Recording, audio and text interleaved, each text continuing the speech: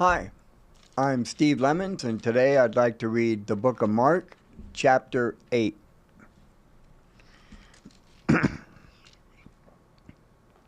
About this time, another large crowd had gathered, and the people ran out of food again. Jesus called his disciples and told them, "I feel sorry for these people. They have been here with me for 3 days, and they have nothing left to eat. If I send them home hungry, they will faint along the way, for some of them have come a long distance." His disciples replied, "How are we supposed to find enough food to feed them out here in the wilderness?" Jesus asked, "How much bread do you have?" "7 loaves," they replied. Jesus told all the people to sit down on the ground. And he took the 7 loaves, thanked God for them, and broke them into pieces. And he gave them to the disciples, who had distributed the bread to the crowd. A few small fish were found too. So Jesus also blessed these and told the disciples to distribute them. They ate as much as they wanted.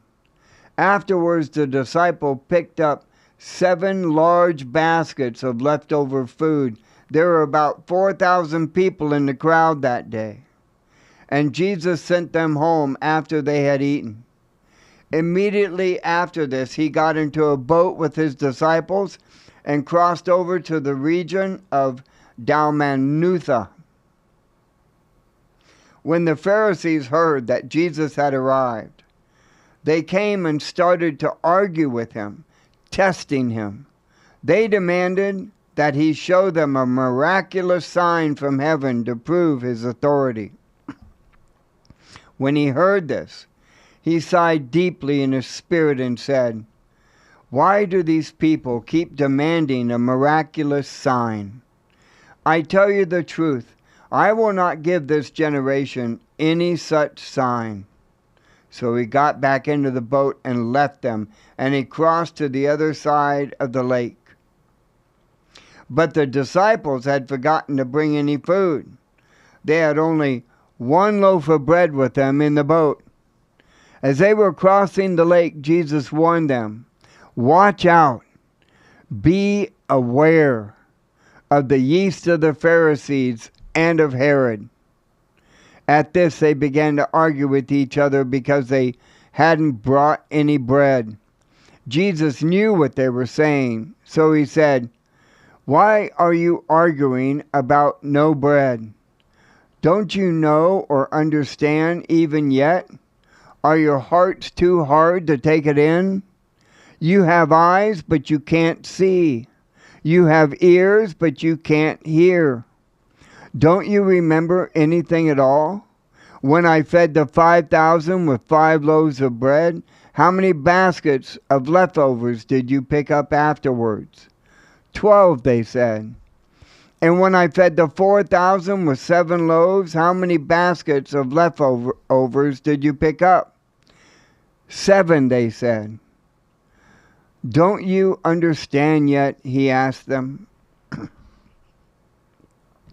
When they arrived at Bethsaida, some people brought a blind man to Jesus, and they begged him to touch the man and heal him. Jesus took the blind man by the hand and led him out of the village. Then, spitting on the man's eyes, he laid his hands on him and asked, "Can you see anything now?" The man looked around. "Yes," he said, "I see people, but I can't see them very clearly. They look like trees walking around." Then Jesus placed his hands on the man's eyes again, and his eyes were open. His sight was completely restored, and he could see everything clearly. Jesus sent him away, saying, "Don't go back into the village on your way home." Jesus and his disciples left Galilee and went up to the villages near Caesarea Philippi. As they were walking along, he asked them, "Who do people say I am?" "Well," they replied, "some say John the Baptist, some say Elijah, and others say you are one of the other prophets." Then he asked them, "But who do you say I am?" Peter replied, "You are the Messiah." But Jesus warned them not to tell anyone about him. Then Jesus began to tell them that the Son of Man must suffer many terrible things and be rejected by the elders, the leading priests, and the teachers of religious law. He would be killed, but 3 days later he would rise from the dead. As he talked about this openly with his disciples, Peter took him aside and began to reprimand him for saying such things. Jesus turned around and looked at his disciples, then reprimanded Peter. "Get away from me, Satan," he said. "You are seeing things merely from a human point of view, not God's." Then, calling to the crowd to join his disciples, he said, "If any of you wants to be my follower, you must give up your own way. Take up your cross and follow me. If you try to hang on to your life, you will lose it. But if you give up your life for my sake and for the sake of the good news, you will save it. And what do you benefit if you gain the whole world but lose your own soul? Is anything worth more than your soul? If anyone is ashamed of me and my message in these adulterous and sinful days, the Son of Man will be ashamed of that person when he returns in the glory of his Father with the holy angels." The book of Mark, chapter 8.